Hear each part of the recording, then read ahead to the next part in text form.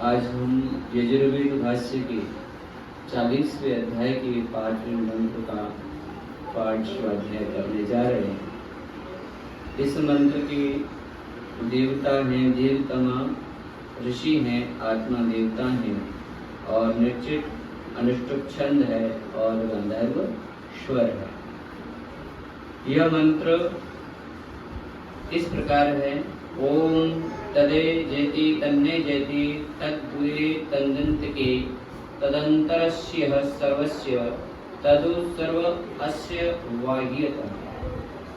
अर्थात इस मंत्र के अंदर महर्षि स्वामी दयानंद सरस्वती इसका पदार्थ करते हुए लिखते हैं, कहते हैं कि हे मनुष्य, वह ब्रह्म मूर्खों की दृष्टि में चलायमान होता है, अपने स्वरूप से न चलायमान और न चलाया जाता है। वह धर्मात्मा अविद्वान अयोगियों से दूर अर्थात करोड़ों वर्षों में भी नहीं प्राप्त होता।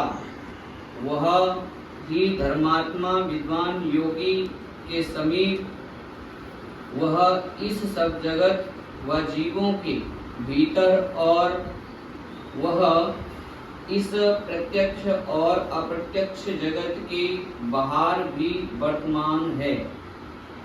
यहाँ परमात्मा के लिए कहा गया है कि जो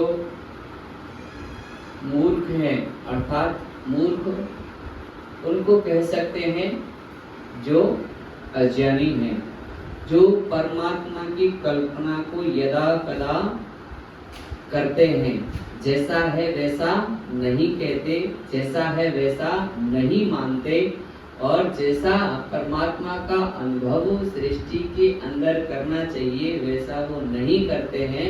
उनको क्या कहा है महर्षि स्वामी दयानंद ने? वो मूर्ख हैं। और वो मूर्ख लोग क्या कहते हैं कि परमात्मा चलायमान है। कैसा चलायमान है परमात्मा? परमात्मा तो चलायमान नहीं, परमात्मा तो इस सृष्टि को चलाने वाला है और वह वर्तमान भी और पहले जगत के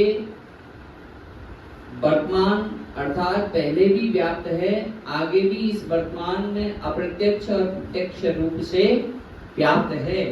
इसलिए ऐसे योगी अयोगी हैं, अधर्मात्मा हैं और उनको यह परमात्मा का साक्षात्कार यानी अप्रत्यक्ष और प्रत्यक्ष रूप से वो इसे नहीं जान सकते, क्योंकि परमात्मा कैसा है?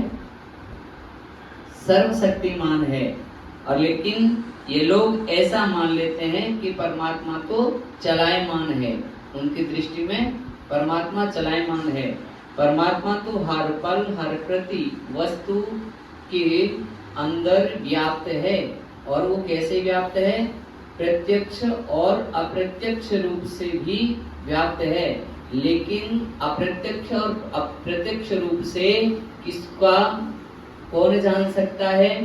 तो यहाँ महर्षि स्वामी दयानंद सरस्वती लिखते हैं, जो लोग धर्मात्मा हैं, जो लोग विद्वान हैं, योगी के समीप हैं, योगी विद्याओं को जानते हैं, योगिक क्रियाओं को जानते हैं और अपने रास्ते को उन्होंने जो संसार में 2 प्रकार के रास्ते बताए हैं, उनमें से जो प्रथम मार्ग है जिसे कैवल्य का मार्ग कहा जाता है और दूसरा सांसारिक जो मार्ग कहा जाता है, तो सांसारिक मार्ग के बाद केवल्य मार्ग की ओर जो चलता है वह व्यक्ति परमात्मा की प्रत्यक्ष और अप्रत्यक्ष रूप को बड़े आसानी से जान सकता है।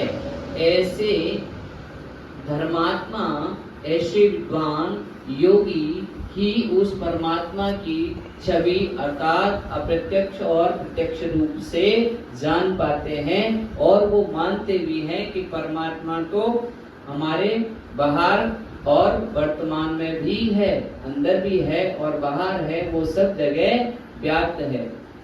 तो एक प्रसंग मुझे याद आ रहा है इस परमात्मा की से संबंधित। तो एक दर्जी था, है ना सुनील जी, तो वो सिलाई का काम करता था और सिलाई का काम करते करते उसे थोड़ा दृष्टि थोड़ी कम थी।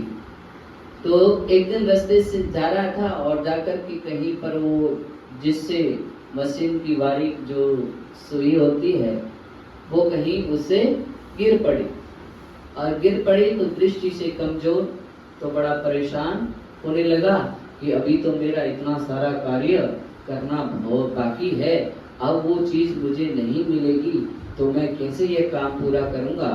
तो जहां पर गिर गई सुई वहां से बाहर आकर के वो खोजने लगा, शायद यहाँ नहीं है तो बाहर कहीं मिलेगी। तो जब बाहर वो खोज रहा था तो रास्तागीर वहां से जा रहे थे, तो बड़ा परेशान दिखाई दिया और रास्तागीर कहने लगे कि भाई क्या कर रहे हो। तो कहा कि भाई पहले रास्तागीर मिला, उसने कहा क्या कर रहे हो भाई। तो कहा कि मेरी एक सुई थी, मुझे काम करना था, वो कहीं गिर पड़ी है यहाँ। तो ठीक है भाई देख, वो भी देखने लगा कि भाई यहाँ तो कहीं दिख नहीं रही। तो फिर वो थोड़ी देर उसकी मदद की और मदद करने के बाद वो आगे चला गया। कहा कि भाई मुझे भी थोड़ा दूसरे कार्य के लिए विलम्ब हो रहा है तो मैं चला जाता हूँ। फिर दूसरा रास्तागीर आया, फिर भी वही दर्जी को वही क्रिया करते वो देख रहा था। तो कहा कि भाई ये बताओ आपने जो सुई थी वो कहाँ से ली थी और कहाँ पर आपको गिरी है। तो उसने कहा कि भाई मेरे घर में थी और घर में वो गिर पड़ी है। तो फिर कहा कि जब घर में गिरी है तो भाई यहाँ क्यों ढूंढ रहे हो, जहाँ पर गिरी है वहां जाकर के उसे ढूंढोगे तो मिल जाएगी। अर्थात कहने का तात्पर्य है कि परमात्मा को हम जहां भी ढूंढेंगे, है ना, और कैसे ढूंढेंगे, धर्मात्मा बनकर, विद्वान बनकर, योगी बनकर, तो उसके दर्शन हमें प्रत्यक्ष और अप्रत्यक्ष रूप से भी होंगे। तो इसलिए आगे के भावार्थ में महर्षि स्वामी दयानंद इस बात को कहते हैं कि हे मनुष्य, वो ब्रह्म मूढ़ है, मूढ़ की दृष्टि में कपता जैसा है, वह आप व्यापक होने से कभी नहीं चलायमान होता है। जो जन उसकी आज्ञा से विरुद्ध हैं वे इधर उधर भागते हुए भी उसको नहीं जानते, और जो ईश्वर की आज्ञा का अनुष्ठान करने वाले हैं वे अपने आत्मा में स्थित अति निकट ब्रह्म को प्राप्त होते हैं। और जो ब्रह्म सब प्रकृति आदि के बाहर भीतर अवयवों के अभिव्याप्त होके अंतर्यामी रूप से सब जीवों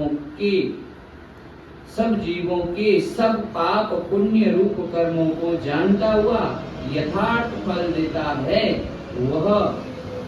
वही सबको ध्यान में रखना चाहिए और उसी से सबको डरना भी चाहिए। इसलिए कहा है कि वह तो हमेशा इस सृष्टि के अंदर व्याप्त है, लेकिन वह परमात्मा की प्राप्ति उन्हीं को होती है जो आज्ञा को, ईश्वर की आज्ञा को मान करके धर्म का अनुष्ठान करते हैं। अब धर्म के अनुष्ठान क्या है? अभी हम जब यहाँ तो ये जो होता ही है, जब किसी जगह स्थान पर बड़े बड़े दिनों बाद वह यज्ञ का अनुष्ठान किया जाए तो उस यज्ञ के अनुष्ठान से घर का वातावरण कैसा बन जाता है? पवित्र बन जाता है, भक्तिमय बन जाता है। और कहते हैं कि आज तो ये अनुष्ठान हुआ है, इससे बड़ा अच्छा प्रतीत हो रहा है, अच्छा महसूस हो रहा है। तो यज्ञ का अनुष्ठान है, ये सबसे उत्तम अनुष्ठान है। और इसको उत्तम क्या कहा है? यज्ञो वै श्रेष्ठतमं कर्म, यही श्रेष्ठ कर्म है, इसी का अनुष्ठान करना चाहिए। और परमात्मा की आज्ञा पालन करते हुए, यज्ञ का अनुष्ठान करते हुए परमात्मा को कैसा मानना चाहिए? आत्मा में स्थित और अति निकट, है ना, ऐसा मानकर ब्रह्म को प्राप्त होते हैं। जो ब्रह्म सब जीवों के भीतर भी विद्यमान है और वह सब जीवों का पाप और पुण्य का हिसाब भी रखता है। चाहे तो यहाँ कहते हैं, भर्तृहरि कहते हैं कि